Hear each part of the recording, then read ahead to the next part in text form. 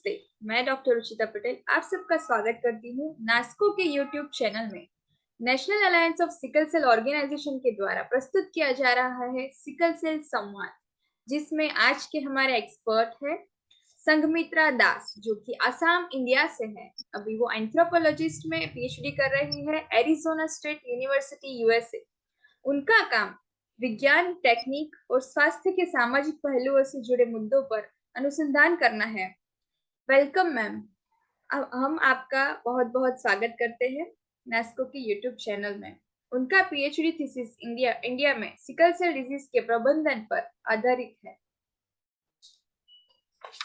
Hello, बहुत बहुत शुक्रिया मुझे इनवाइट करने के लिए। ये बहुत अच्छा प्लेटफॉर्म है और मुझे बहुत खुशी है कि सिकल सेल संवाद के द्वारा बहुत सारी जानकारियां सिकल सेल वॉरियर्स के लिए प्रस्तुत की जा रही है। हम आज को आपको एंथ्रोपोलॉजी में क्वेश्चन आंसर पूछेंगे। मेडिकल एंथ्रोपोलॉजी क्या है और सिकल सेल डिजीज को समझने में ये विषय कैसे काम आता है?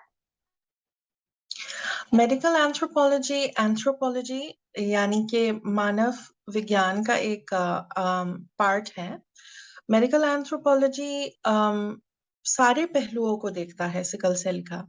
जैसे कि हम बहुत सारे डॉक्टर्स के साथ ऑलरेडी हम बात कर चुके हैं और हमें ये पता है कि सिकल सेल ट्रीटमेंट में आप खुद डॉक्टर हैं, तो सिकल सेल ट्रीटमेंट में हमें कौन सी दवाइयाँ देनी चाहिए, किस तरह से क्रिटिकल केयर होता है, किस तरह से रूटीन केयर होता है, ये सारी बातें हम डॉक्टर्स के पर्सपेक्टिव से हम जान सकते हैं। वैज्ञानिक एक पर्सपेक्टिव है कि सिकल सेल होता कैसे है, किस जेनेटिक म्यूटेशन के कारण होता है, क्योंकि एक आनुवंशिक बीमारी है।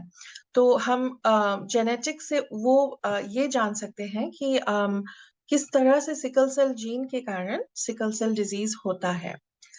मेडिकल एंथ्रोपोलॉजी का रोल ये है कि वो सामाजिक और आर्थिक समस्याओं को सामने लाए, जो समस्याएं सिकल सेल पेशेंट्स के जीवन में बहुत ज्यादा दिखाई पड़ती है। जैसे आपको पता होगा सिकल सेल अवेयरनेस, जो कि पिछला आपका एपिसोड रहा है, सिकल सेल अवेयरनेस बहुत ही जरूरी है। लेकिन हमारे समाज में सिकल सेल अवेयरनेस बहुत कम है। जबकि यहाँ अमेरिका में या फिर लैटिन अमेरिका में या फिर अरब नेशंस में या फिर अफ्रीका में सिकल सेल के बारे में बहुत जाना जाता है। लोगों को पता होता है कि सिकल सेल क्या है और एक कल्चरल नॉलेज है, जो एक बहुत लोग कुछ जड़ी बूटियां या फिर कुछ पत्तों से उनका इलाज करते हैं जब आधुनिक दवाइयां उपलब्ध ना हो। लेकिन इंडिया में ये सारा नॉलेज बस कहीं कहीं पे बटा हुआ है और जनरल पॉपुलेशन को पता नहीं होता है कि सिकल सेल क्या है। तो मेडिकल एंथ्रोपोलॉजी का ये कंट्रीब्यूशन है कि जो ये सामाजिक, इकोनॉमिक और कुछ हद तक पॉलिटिकल, जो कि पब्लिक पॉलिसी के पॉलिसी मेकिंग पे आधारित है, इन सब चीजों को सामने लाए ताकि हम ये जान सके कि डॉक्टर्स कैसे मैनेज कर रहे हैं सिकल सेल डिजीज को इंडिया के विभिन्न विभागों में, और जो सिकल सेल वॉरियर्स हैं उनको उनके जीवन में दैनिक किस तरह के समस्याएं सामने आती हैं। तो ये मेरा छोटा सा एक कोशिश है आप लोगों को समझाने की कि मेडिकल एंथ्रोपोलॉजी किस तरह से सिकल सेल के काम आ सकता है। क्या मेडिकल एंथ्रोपोलॉजी विश्व के अन्य देश में सिकल सेल को समझने में काम आया है और कैसे काम आया है? जैसे आप देखिए, अभी मैंने आपको बताया कि सिकल सेल व्यापक है। ये हर कंट्री में मिल सकता है और हर समुदाय में मिल सकता है। बहुत बार हमें सुनने में मिलता है कि सिकल सेल एक आदिवासी लोगों की बीमारी है, पर ऐसा नहीं है। मेरे शोध में भी मैंने पाया है कि सिकल सेल बहुत लोगों को होता है, लेकिन आदिवासियों में शायद इसकी संख्या थोड़ी ज्यादा बताई जाती है। लेकिन आप अगर विश्व स्तर पे देखेंगे तो sickle cell disease United States में है, लैटिन अमेरिकन कंट्रीज जैसे ब्राजील में है, अफ्रीकन कंट्रीज जैसे सेनेगाल में है, यहाँ तक कि सिकल सेल यूनाइटेड किंगडम में भी है। तो अन्य देशों में सिकल सेल डिजीज का एक एंथ्रोपोलॉजिकल इन्वेस्टिगेशन हुआ है। तो इससे क्या हमें पता चला है, और बहुत ही मतलब एक व्यापक स्टडी की गई है। तो मैं एक मेडिकल एंथ्रोपोलॉजिस्ट का उदाहरण देती हूँ। उनका नाम है डुआना फुलवाइली। वो स्टैनफोर्ड यूनिवर्सिटी में एंथ्रोपोलॉजी में प्रोफेसर है। तो उनका काम सेनेगल और फ्रांस में सिकल सेल डिजीज के कैरेक्टराइजेशन को सामने लाता है। उनकी एक बहुत अच्छी बुक भी है। अगर कोई जानना चाहे तो मैं वो लिंक शेयर कर सकती हूँ उनके बुक के लिए। तो सेनेगल में बहुत अच्छा काम करके दुआना फुलवाइली ने ये दिखाया है कैसे जब लोगों की आर्थिक अवस्था ठीक नहीं होती है, और जब पूरे देश की इकोनॉमी इतनी स्ट्रांग नहीं होती है, तब सिकल सेल केयर कैसे लोगों को प्रदान किया जाता है। डॉक्टर्स को भी बहुत और उस टाइम पे 2004 में उन्होंने शायद अपना शोध शुरू किया था। उस टाइम पे हाइड्रोक्सी यूरिया का भी ज्यादा उपयोग नहीं होता था। पर उस सिनेरियो में जहाँ मेडिकल नॉलेज कम था, इकोनॉमिक सिचुएशन बहुत ही डिप्रेस था सेनेगल में, पर्टिकुलरली सिकल सेल केयर के लिए। तो उस सेटिंग में किस तरह से सिकल सेल केयर प्रदान किया जाता था। तो ये स्टडी आज के समय के लिए भी बहुत महत्वपूर्ण है, क्योंकि आज भी सिर्फ इंडिया में ही नहीं, अफ्रीकन कंट्रीज में, लैटिन अमेरिकन कंट्रीज में बहुत सारे ऐसे सेक्शंस हैं जिनको अभी भी सामान्य स्वास्थ्य सर्विस नहीं मिलती है। अभी भी ऐसी जगह है जहाँ पे लोग डॉक्टर्स के पास नहीं जा पाते। तो उन सेटिंग्स में सिकल सेल पेशेंट्स के साथ क्या गुजरता है, वो किस तरह से अपने कंडीशन को मैनेज करते हैं, किस तरह से उनके लिए नई नई नीतियां बनाई जा रही हैं, इन सब चीजों पे वैश्विक स्तर पर काम चल रहा है। यूनाइटेड स्टेट्स में चल रहा है, ब्राजील में चल रहा है, सेनेगाल में चल रहा है, और इवन टांजानिया में चल रहा है। तो मुझे पूरा यकीन है कि जब हम अलग अलग देशों में सिकल सेल केयर के स्ट्रेटजी, सिकल सेल केयर के पब्लिक हेल्थ पॉलिसी को हम जांच करें, तो हमें ये पता चल सकता है कि किस तरह से हम अपने देश में, भारत में, इंडिया में, हम किस तरह से सिकल सेल केयर को और ज्यादा ऑप्टिमाइज कर सकें, किस तरह से देश के सभी कोनों में सिकल सेल केयर को स्टैंडर्डाइज कर सके। तो ये मेरा मानना है कि मेडिकल एंथ्रोपोलॉजी जो सोशल, पॉलिटिकल और इकोनॉमिक पर्सपेक्टिव को सामने लाता है, ये जरूरी है। मेडिकल नॉलेज के साथ साथ ये बहुत जरूरी है। जी, आज आपने बताया कि मेडिकल नॉलेज के अलावा भी सोशल और इकोनॉमी कैसे सिकल सेल डिजीज पेशेंट को अफेक्ट करती है। जो नहीं जान पाता है उस तक जानकारी पहुंचानी बहुत जरूरी है। तो एंथ्रोपोलॉजी के बारे में हमें ये पता चल सकता है कि सिकल सेल किस किस जगहों पे है। कई कई कई जगहों पे पेशेंट है लेकिन उन तक ये जानकारी पहुंच नहीं रही है। वो कैसे कैसे हमारे ट्रीटमेंट ले रहे हैं, और दूसरी कंट्री में भी, जैसे कि ब्राजील आपने बताया कि फ्रांस, अलग अलग देशों में ऐसी डायग्नोसिस और पीएचडी होती रहती है। तो हम भी जानना चाहेंगे कि इंडिया में अलग अलग कोनों में ये हमारी जानकारी सभी जगहों पे पहुंचे। बहुत अच्छा मकसद है आपका। आपकी सोच से क्या मूल जानकारी मिल सकती है इंडिया में सिकल सेल के प्रबंधन के लिए? तो मैंने कुछ पॉइंट्स बना रखे हैं, और मैं पॉइंट वाइज इस सवाल का उत्तर देना चाहूंगी। तो सबसे बड़ा जो मैंने देखा है से इंडिया में, और खास करके मैंने ऐसे लोकेशन चुने हैं जहाँ पे जहाँ हमारा जैसे दिल्ली और कोलकाता के कंडीशन है, उस तरह के कंडीशन नहीं है। ये कुछ ऐसे इलाके हैं जो दूर है, मेट्रो सिटीज से दूर है, और इसका मतलब ये हुआ कि हेल्थ इंफ्रास्ट्रक्चर भी इनकी अलग है। तो मैं मेरा पहला फाइंडिंग ये है कि हेल्थ इंफ्रास्ट्रक्चर जो कि मतलब मेडिकल ट्रीटमेंट देने का जो सिस्टम है वो काफी अलग है, हर हर प्रांत में काफी अलग है। और हमें इसके मुताबिक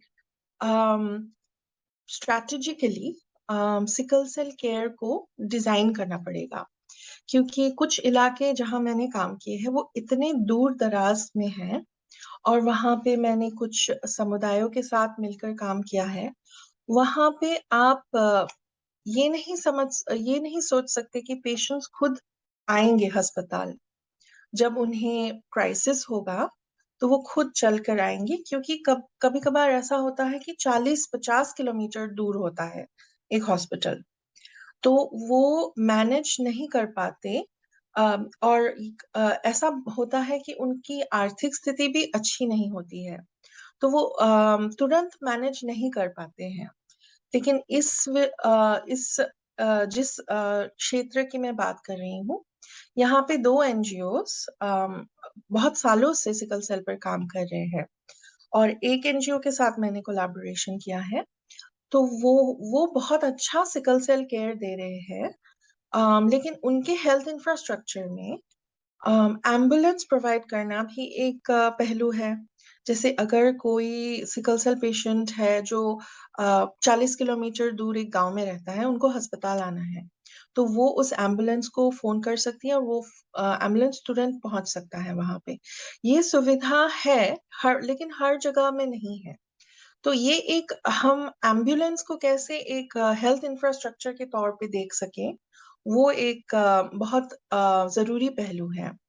दूसरा हेल्थ इंफ्रास्ट्रक्चर का पहलू मैंने जो पाया है वो है कम्युनिटी हेल्थ वर्कर्स, जो हमारी आशा वर्कर्स हैं, या फिर आंगनवाड़ी वर्कर्स हैं, या फिर कोई अलग कम्युनिटी हेल्थ वर्कर हो जो एनजीओज के साथ काम करती हैं। उनका बहुत बड़ा योगदान है सिकल सेल केयर के लिए, क्योंकि जैसा कि मैंने बताया, हमारे देश में सिकल सेल केयर विभिन्न समुदायों को होता है, और विभिन्न समुदायों का एक अलग नजरिया होता है स्वास्थ्य के प्रति। तो आंगनवाड़ी सॉरी हेल्थ वर्कर्स को, खास करके कम्युनिटी हेल्थ वर्कर्स को बहुत ज्यादा जानकारी होती है एक पेशेंट के हिस्ट्री के बारे में, उसके फैमिली हिस्ट्री के बारे में, या उसके सोशल हिस्ट्री के बारे में, और उसके इकोनॉमिक हिस्ट्री के बारे में। तो ये बहुत जरूरी है मेडिकल केयर को एफिशिएंटली प्रदान करने के लिए। बहुत जरूरी है कि हम कम्युनिटी हेल्थ वर्कर्स को भी हेल्थ इंफ्रास्ट्रक्चर का एक मूल हिस्सा बनाएं, क्योंकि उनके पास जो नॉलेज है शायद वो डॉक्टर्स के पास ना हो, क्योंकि डॉक्टर्स का काम हॉस्पिटल में सेंट्रिक है। लेकिन कम्युनिटी हेल्थ वर्कर समाज में जाके, लोगों के बीच जाके काम करती हैं। और बहुत ओकेजन में मैंने ये भी देखा है कि डॉक्टर्स उनके नॉलेज को चाहते हैं, और उनसे सलाह करते हैं कि देखिए ये पेशेंट आया है, इनको क्राइसिस है, इनकी हिस्ट्री क्या है। तो वो कम्युनिटी हेल्थ वर्कर्स दे सकते हैं डॉक्टर को ये इस तरह का असिस्टेंस। तो इस हेल्थ इंफ्रास्ट्रक्चर के बारे में मैं अगर बात करूं, तो ये दो चीजें मुझे लगा कि बहुत ही महत्वपूर्ण है, जो हम कन्वेंशनल हेल्थ स्ट्रक्चर इंफ्रास्ट्रक्चर के रूप में हम नहीं देखते हैं। अम, फिर दूसरा मुद्दा है हाइड्रोक्सी यूरिया का। अभी जैसे आप जहाँ रहती हैं, गुजरात में या फिर महाराष्ट्र में, हाइड्रोक्सी यूरिया का एक अवेयरनेस है कि सिकल सेल के लिए हाइड्रोक्सी यूरिया एक खास दवा है, और इस दवा को लेने से बहुत राहत मिल सकती है। लेकिन ये नॉलेज हर जगह में नहीं है। इवन डॉक्टर्स को ट्रेन नहीं किया गया है सिकल सेल केयर प्रदान करने के लिए। और कभी कभी ऐसा भी होता है कि हाइड्रोक्सी यूरिया पेशेंट्स को सूट नहीं करता है। तो ये सब जो नॉलेज है, ये सारी जो जानकारी है, ये हमें एक एक संग्रह करके एक मतलब कलेक्शन बनाना चाहिए जो पेशेंट्स, फैमिली मेंबर्स और डॉक्टर्स को भेजा जा सके कि हाइड्रोक्सी यूरिया किस तरह से प्रेस्क्राइब करना चाहिए। एक ग्रुप है जो ऑलरेडी ये काम कर रही हैं, जिसमें डॉक्टर्स भी हैं, एंथ्रोपोलॉजिस्ट भी है। मुझे लगता है ये बहुत अच्छा पहल है। लेकिन हाइड्रोक्सी यूरिया जबकि एक बहुत जरूरी मेडिसिन है सिकल सेल के लिए, इसके बारे में ज्यादा अवेयरनेस होना चाहिए, क्योंकि बहुत लोग ऐसे भी हैं जिनको अम, अम, कुछ एडवर्स रिएक्शन हो जाता है, तो डॉक्टर्स थोड़ा स्टॉप करने के लिए बोलते हैं हाइड्रोक्सी यूरिया। लेकिन एक नॉलेज बॉडी होना चाहिए मेरे ख्याल से, जो ये बताए हमें कि हम किस तरह से एक स्टैंडर्डाइज्ड केयर या फिर एक पर्सनलाइज केयर दे सके, क्योंकि सिकल सेल जैसा कि आपको पता है एक बहुत ही वेरिएबल डिजीज है। ये हर व्यक्ति में अलग अलग तरह से प्रेजेंट होता है सिकल सेल। तीसरा मैं मुद्दा उठाना चाहूंगी स्टिग्मा का। स्टिग्मा यानी कि भेदभाव का। मेरे काम में मैंने देखा है कि बहुत से लोगों को भेदभाव का प्रॉब्लम फेस करना पड़ता है सिकल सेल होने के कारण, जो कि जबकि हमारे समाज में ज्यादा जागरूकता नहीं है। सिकल सेल पेशेंट्स को बहुत डिस्क्रिमिनेट किया जाता है, और ये डिस्क्रिमिनेशन बहुत तरह से प्रेजेंट होता है उनके लाइफ में, बहुत तरह से उनके लाइफ में इसका प्रभाव पड़ता है। तो हमें स्टिग्मा के बारे में सोचना चाहिए, क्योंकि स्टिग्मा से क्या होता है, सिकल सेल वॉरियर्स के मेंटल हेल्थ को बहुत बहुत उन पर इम्पैक्ट पड़ता है। बहुत सारे जगहों में ये भी बताया जाता है कि सिकल सेल के पेशेंट्स को डिप्रेशन ज्यादा होता है। ये क्यों होता है? डिप्रेशन सिर्फ इसीलिए नहीं होता है कि वो शारीरिक कष्ट का सामना कर रहे हैं। डिप्रेशन इसीलिए भी होता है क्योंकि समाज में वो एक अम, एक सामान्य स्तर नहीं अपने लिए खोज पाते हैं, जो कि हमारे लिए एक सोसाइटी के लिए बहुत ही दुखद बात है। हमें हमारे हर अम, हर सोसाइटी के हर मेंबर के लिए एक ऐसा एनवायरनमेंट तैयार करने की एटलीस्ट पहल करनी चाहिए, जहाँ किसी को अपने किसी भी बॉडीली प्रॉब्लम के लिए डिस्क्रिमिनेशन ना फेस करना पड़े। तो ये एक बहुत बड़ा मुद्दा है जो मैंने देखा है। सिकल सेल पेशेंट्स को मतलब शादी करने में प्रॉब्लम होता है, ये सबको पता है। लेकिन दैनिक लाइफ को मतलब जीने में भी उनको बहुत डिस्क्रिमिनेशन फेस करना पड़ता है, जो कि एक अच्छे समाज के लिए इस तरह का डिस्क्रिमिनेशन कभी भी एक्सेप्टेबल नहीं हो सकता है। चौथा मुद्दा जो हम ऑलरेडी इस पे थोड़ा सा बात कर चुके हैं, सोशल अवेयरनेस का। लेकिन इसके साथ सोशल अवेयरनेस के साथ मेरे रिसर्च से मैंने ये देखा है कि सोशल डायलॉग बहुत जरूरी है। और सोशल डायलॉग खास करके सिकल सेल वॉरियर्स और उनके फैमिली मेंबर्स के लिए, क्योंकि जब हम एजुकेशन का मॉडल लेते हैं तो हम ये हमारा मतलब स्ट्रैटेजी होता है कि हम सिखाएंगे लोगों को। लेकिन जो सिकल सेल के साथ जूझ रहे हैं, जन्म जन्म से जूझ रहे हैं, उनके पास भी बहुत नॉलेज है, बहुत सारा उनका अपना व्यक्तिगत जो एक्सपीरियंस है, वो भी बहुत जरूरी है हमें पॉलिसीज बनाने के लिए।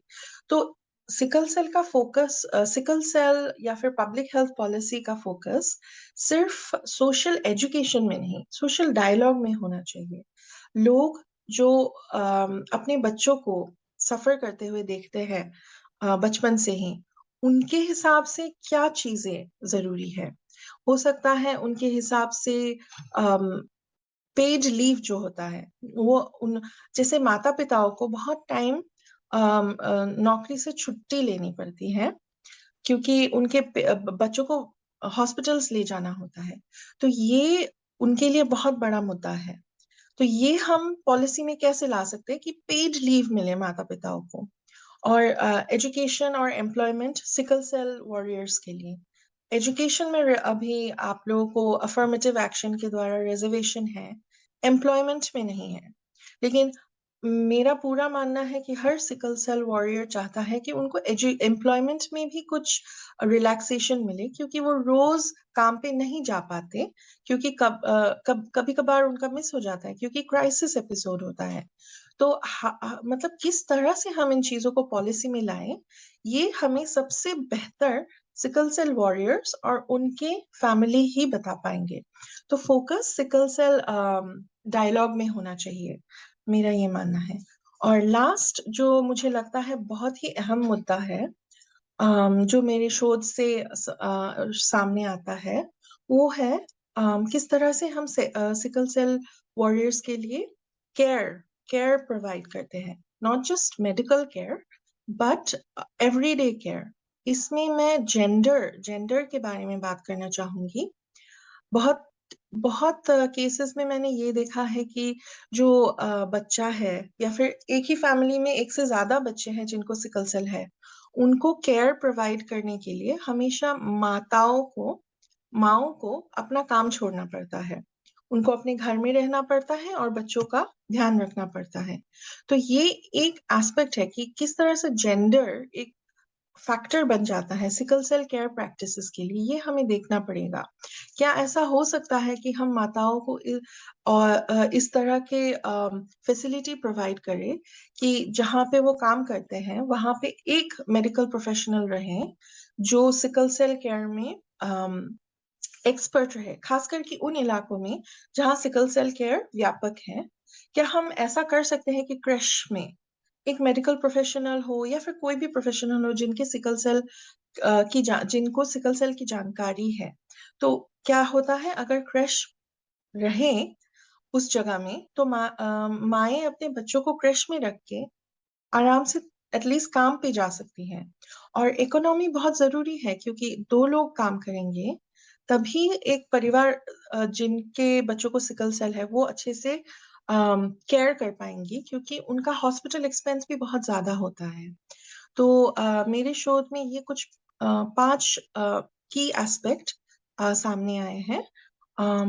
होपफुली इन पर अमल किया जा सकता है फ्यूचर में। आपने बताया कि ये आपने जितने भी मुद्दे बताए बहुत इम्पोर्टेंट है। एक एक मुद्दा हम लोगों को सोचना चाहिए, गवर्नमेंट को सोचना चाहिए। और ये एंथ्रोपोलॉजी में ये जो भी आपने रिसर्च किए हैं बहुत ही इम्पोर्टेंट है। हम आशा करते हैं कि ये सारे मुद्दे सब लोग जाने और समझे और इस पे कुछ नया संशोधन आए तो हमें और सिकल सेल पेशेंट को और उनके पेरेंट्स को काफी जानकारी मिल सकती है और फैसिलिटीज भी मिल सकती है। सिकल सेल और डिसेबिलिटी पर आप कुछ बताना चाहेगी? जी बिल्कुल। जैसा अभी हम बात कर रहे थे एम्प्लॉयमेंट गारंटी का और एजुकेशनल गारंटी का, 2016 में हमारे देश में rights of persons with disability act पास हुआ है। इस एक्ट की खासियत ये है कि ये जेनेटिक ब्लड डिसऑर्डर्स जैसे कि सिकल सेल, थैलेसीमिया, हेमोफीलिया, इनको डिसेबिलिटी के रूप में पहचान देता है। पहले ये ऐसा नहीं था। सिकल सेल के कारण जो भी प्रॉब्लम्स होती थी उनको डिसेबिलिटी नहीं मानी जाती थी, उनको डिसेबिलिटी नहीं माना जाता था। लेकिन अभी इस एक्ट के आने के बाद लोगों को एटलीस्ट ये दावा करने के लिए सुविधा होगा कि देखिए, मुझे एक कंडीशन है जिसको डिसेबिलिटी माना जाता है और मुझे कुछ रिलैक्सेशन मिलना चाहिए। तो इस विषय पे मैंने एक पेपर भी पढ़ा है, सॉरी पेपर लिखा है, जो आप लोगों के साथ मैंने शेयर किया है। इस मुद्दे पर मुझे एक बहुत इम्पोर्टेंट पहलू इस पर मैं बात करना चाहूंगी, वो है डिसेबिलिटी स्टेटस पे। जैसे कि जेनेटिक ब्लड डिसऑर्डर्स को परमानेंट डिसेबिलिटी स्टेटस नहीं मिलता है। जेनेटिक ब्लड डिसऑर्डर्स अभी भी टेम्पररी स्टेटस में है डिसेबिलिटी का। तो इसका मतलब क्या है कि अगर एजुकेशनल रिलैक्सेशन हमें अवेल करना हो, तो हमें क्या करना पड़ेगा? हमें एक डिसेबिलिटी सर्टिफिकेट दिखाना पड़ेगा जिसके आधार पर हमें एजुकेशनल रिलैक्सेशन मिलेगा। लेकिन ये डिसेबिलिटी सर्टिफिकेशन का प्रोसेस बहुत मतलब थोड़ा सा डिफिकल्ट हो जाता है, थोड़ा सा मुश्किल हो जाता है पेशेंट्स के लिए। पहले ये हर साल रिन्यू करना होता था सिकल सेल पेशेंट्स को, या फिर थैलेसीमिया के पेशेंट्स को हर साल रिन्यू करना पड़ता था, जो कि बाकी डिसेबिलिटी कैटेगरी में नहीं है। ऐसा इसलिए होता है, और मैंने इस एक्ट का बहुत अच्छे से मतलब शोध किया है इस एक्ट पर। तो ये इसीलिए माना जाता है टेम्पररी, क्योंकि सिकल सेल पेशेंट्स को क्राइसिस मोड बस कभी कभी आता है। लेकिन इसका मतलब ये नहीं है जो प्रॉब्लम है वो हर टाइम नहीं रहता है। तो ये टेम्पररी स्टेटस का एक बहुत कंट्रोवर्शियल, नॉट कंट्रोवर्शियल एक्चुअली, मतलब एक कॉन्टेस्टेड मुद्दा है, एक जिस पर बहस की जा सकती है कि क्यों सिकल सेल, क्यों थैलेसीमिया, क्यों हेमोफीलिया परमानेंट डिसेबिलिटी नहीं मानी जाती है हमारे देश में। तो उसके बाद मैं डिसेबिलिटी सर्टिफिकेट पे आना चाहूंगी। डिसेबिलिटी सर्टिफिकेशन का जो प्रोसेस है हमारे कंट्री में, वो बहुत बड़ा है, उसमें बहुत सारे स्टेजेस हैं। तो जैसा कि आपको ज्यादा पता होगा, हमारे देश में सिकल सेल पेशेंट्स जो आर्थिक रूप से कम उनका आर्थिक स्थिति बहुत ज्यादा अच्छा नहीं है, उनके लिए बहुत प्रॉब्लम हो जाता है डिसेबिलिटी सर्टिफिकेट बनाने में। क्यों ये प्रॉब्लम होता है? पहला मैंने ये देखा है, बहुत लोग अच्छे से पढ़े लिखे नहीं होते, और ये सर्टिफिकेट कैसे बनाया जाए, इस सर्टिफिकेट को कैसे हम पेशेंट्स को प्रदान करते हैं, इस सब की जानकारी पेशेंट्स के पास या फिर फैमिलीज के पास ज्यादा नहीं होती है। ये एक बहुत बड़ा प्रॉब्लम है। अम, लोग जान नहीं पाते कौन से कागज लेके जाना चाहिए ऑफिस में, जिससे उनको सर्टिफिकेट मिलने में प्रॉब्लम ना हो। ये एक मुद्दा है। जैसे कि एजुकेशन एंड लिटरेसी लेवल। लेकिन हम इससे हम मैं ये एक चीज इसमें मैं गौर करना चाहूंगी कि अगर पेशेंट्स का एजुकेशनल लेवल ज्यादा नहीं भी हो, हम कैसे अपने ब्यूरोक्रेट्स को, डॉक्टर्स को समझाएं, या फिर कैसे उनको सेंसिटाइज करें कि इस प्रोसेस को, disability certification, not just for sickle cell disease, किसी भी डिसेबिलिटी को सर्टिफाई करने के लिए हम किस तरह से इसको सिंप्लीफाई कर सकें, क्योंकि ये बहुत जटिल हो जाता है। दूसरी बात ये है कि उनके बहुत सारे सिकल सेल पेशेंट्स रोज काम करते हैं, और उनका डेली वेज होता है। तो डेली वेज होने पर क्या होता है, या अगर बच्चा हो तो उनके माता पिता डेली वेज वर्कर्स हैं। तो अगर हमें डिसेबिलिटी सर्टिफिकेट बनाने जाना है तो वो एक दिन का छुट्टी ले सकते हैं। लेकिन अगर डिसेबिलिटी सर्टिफिकेशन का प्रोसेस बार बार जाते रहना होता है ऑफिस, या फिर इधर से उधर जाना होता है, तो उनका डेली का काम मिस हो जाता है। उनका फिर वो सैलरी भी कट हो जाता है। तो इस वजह से बहुत लोग टालते रहते हैं, डिसेबिलिटी सर्टिफिकेशन प्रोसेस को टालते रहते हैं, क्योंकि उनको काम से छुट्टी या तो नहीं मिलती है, और मिलती भी है तो कट हो जाती है सैलरी। तो ये डिसेबिलिटी पे मैंने जब काम किया, और सर्टिफिकेशन पे मैंने जब काम किया, मुझे ये मुद्दे नजर आए। जी, ये बहुत बड़े मुद्दे हैं जो जिनको हम निग्लेक्ट कर देते हैं कि ऐसे नहीं कर सकते, डिसेबिलिटी सर्टिफिकेट नहीं बना सकते।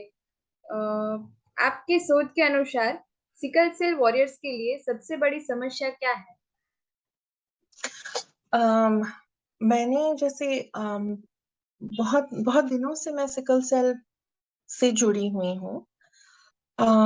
और इन आई थिंक 2020 से मैंने अच्छे अच्छे से काम करना शुरू किया है सिकल सेल पे। और इन 2 सालों में, इनफैक्ट अभी 3 साल हो जाएंगे दिसंबर में, इन 3 सालों में मुझे सबसे बड़ा मुद्दा लगा है कॉस्ट ऑफ ट्रीटमेंट। ये बहुत बड़ा मुद्दा है सिकल सेल वॉरियर्स के फैमिलीज के लिए, कि हम हमारे बच्चे को सिकल सेल, और बहुत बहुत फैमिलीज को मैंने रोते हुए देखा है मेरे सामने, जब मैं उनसे बात करती हूँ कि आप प्लीज अपनी समस्याएं बताएं हमें, तो वो रो पड़ते हैं, क्योंकि उनको समझ नहीं आता है जब उनका बच्चा दर्द में तड़प रहा होता है, उनको कभी कभी अस्पताल ले जाने के लिए गाड़ी नहीं मिलती, क्योंकि वो बहुत दूर दराज इलाके में रहते हैं। और अगर गाड़ी मिलती है और वो अस्पताल किसी तरह पहुंच भी जाते हैं, तो उनको बहुत फाइनेंशियल प्रॉब्लम होता है। कभी मैंने एक फैमिली से बात किया है जिस फैमिली में दो बच्चे, दोनों बच्चों को सिकल सेल है।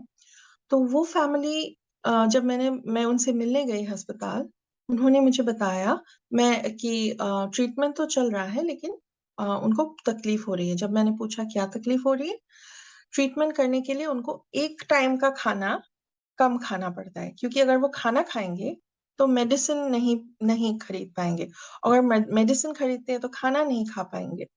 तो इस तरह के प्रॉब्लम्स असली हैं, और इस तरह के प्रॉब्लम्स व्यापक है, like it is wide spread. ऐसा नहीं है कि अगर कोई मिडिल क्लास से भी है तो भी उनको फाइनेंशियल प्रॉब्लम्स नहीं होगा। जैसा कि आपको मेरे से ज्यादा अच्छे से पता होगा, हिप रिप्लेसमेंट सर्जरी काफी महंगा होता है।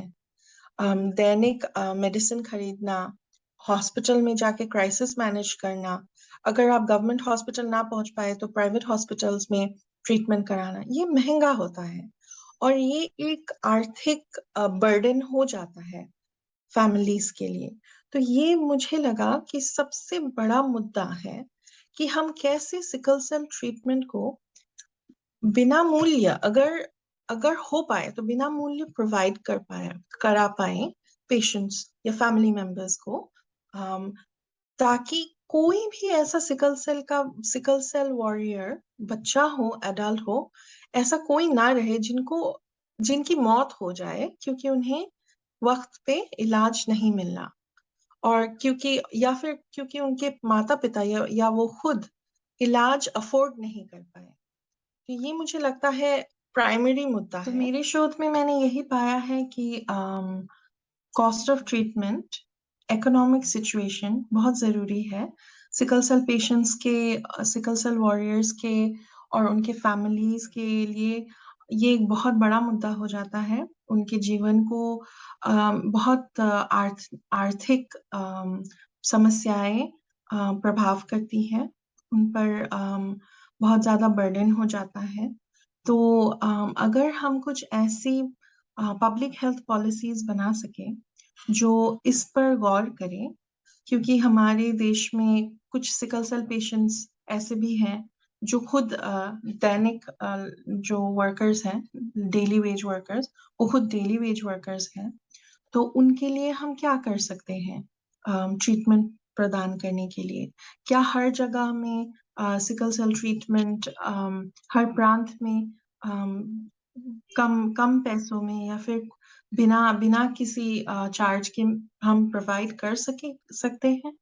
ये एक बहुत अहम पहलू है जो मेरे डिसर्टेशन में निकला है।